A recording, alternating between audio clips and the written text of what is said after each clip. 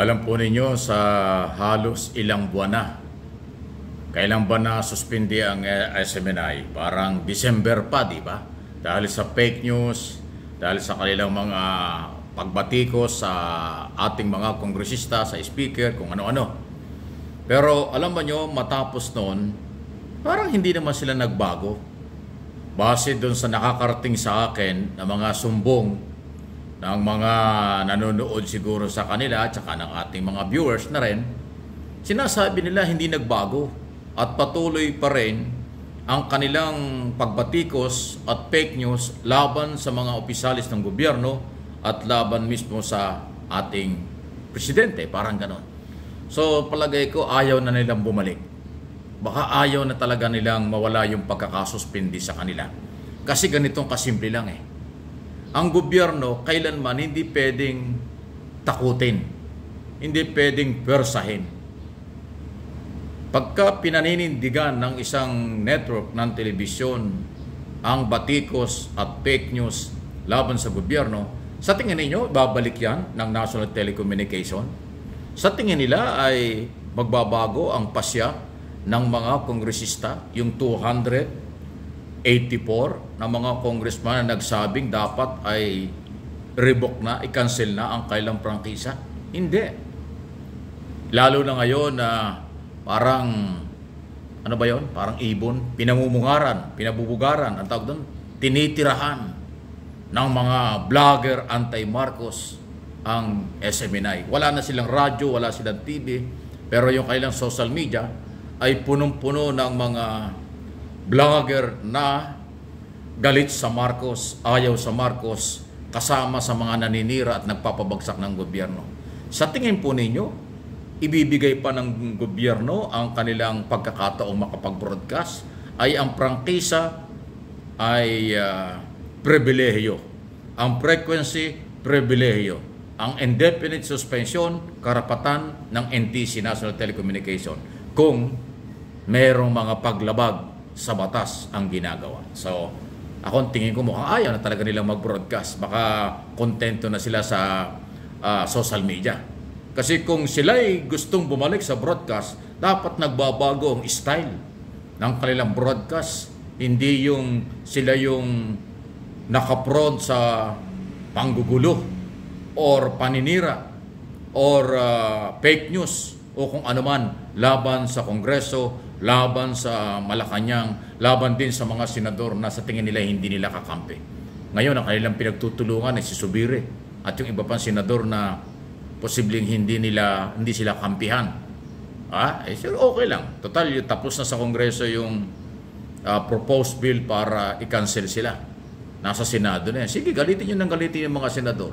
Pagka ho yan ay nagkaroon sila ng pagkakataon tuluyang mawawala yung prangkisa nyo. So, ayan po yung aking observation base dun sa mga nakakarating sa akin. Hindi ako nag-monitor sa kanila kasi wala na naman silang TV at radyo eh. Social media na lang ginagamit. So, identify na yung mga pinanggagalingan nila ng impormasyon ay galing sa walang nakikitang positibo na vlogger. Walang nakikitang maganda sa gobyerno. Puro paninira, puro fake news, puro intriga, puro kung ano-ano lang. Good luck sa inyo. Bahala kayo. Okay? Any comment or reaction? Samantala, sunod na pag-usapan natin, hindi po lumalamig, patuloy na mainit na pinag-uusapan si First Lady Lisa Araneta Marcos at si Vice President Sara Duterte, Secretary ng Department of Education. Okay? Kasi po nagsalita na nga si Vice President pero hindi naman niya sinagot si First Lady ito sa sinasabi ng First Lady na secretary ka pero sumali ka dun sa rally ng bumabatikos kay Pangulong Marcos na nagsasabing bangag, adik. Bakit nandoon yung Vice President at saka Secretary ng DepEd kung kinikilala ang unity team, kinikilala ang pagkakaisa, babangon muli? Yan ang sinasabi ni First Lady Lisa Araneta Marcos, pero hindi po sinagot. Katunayan, ang sagot pa nga ng pangalawang Pangulo ay marami raw problema ang ating bansa. Pero wala siyang sinabi about West Philippine Sea, wala rin siyang sinabi tungkol sa Department of Education. ay napakarami ng problema sa ating Department of Education dahil yung quality ng pag-aaral ng mga bata, hindi pa naman mataas yan. May problema. Pero hindi niya binanggit. Ang binanggit niya doon sa kanyang statement ay tungkol sa kahirapan, tungkol daw sa mga kampanya laban sa illegal drugs, at kung ano-ano pa, pagkain, kung ano-ano. Pero yung kanyang departamentong sakop, napakaraming problema, hindi niya tinalakay. So kaya pinag-uusapan. Lumutang yung pagiging, yung pride niya, hindi yung isyong totoo. So kaya hindi ito matatapos. Kung ano ang gagawin ni Pangulong Marcos dyan, hindi natin alam. Kawawa naman si Pangulong Marcos dito, naiipit siya. Asawa niya yan, si First Lady, Lisa Araneta Marcos, na nagsalita lang dahil sa mga below the belt o personal na pag-atake ng pamilyang Duterte sa kanyang asawa at ating Pangulo.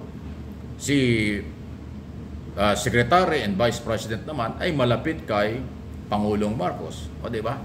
So kailangan dito ay ayusin ng Pangulo kung ano ang maganda para sa bayan, maganda para sa kanyang pamilya, maganda para bumilib ang mga tao sa kanyang liderato, kung ano ang pinakamagandang desisyon para sa katatagan ng ating bansa. Ayan, abangan natin yan, mga mangyayaring ito. Okay. Eto, papalaala ko lang po sa inyo. Dati nabanggit ko na ito, pero talagang nag-aamoy politika ng matindi.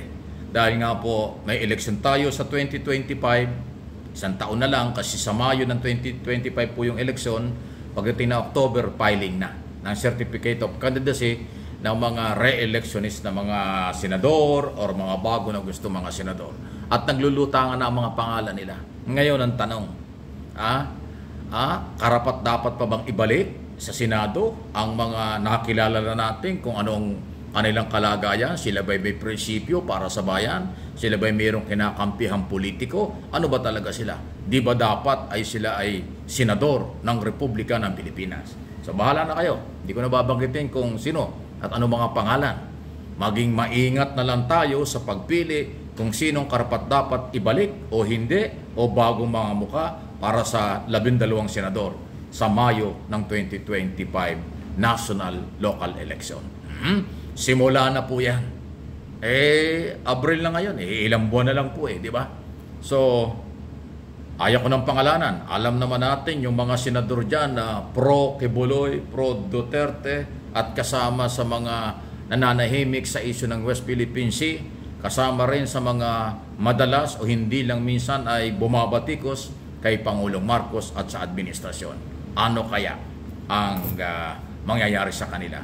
Ang kapangyarihan ng mga botanteng Pilipino ay sa araw ng eleksyon magagawa nila. Walang pwedeng makialam kung sino ang kanilang iboboto.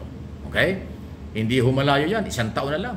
Kampanya na nga po. Pagdating ng pagpasok ng sila nag-file ng Certificate of Candidacy, kahit bawal, yung iba dyan nangangampanya na. Iyan ang takbo ng politika sa Pilipinas.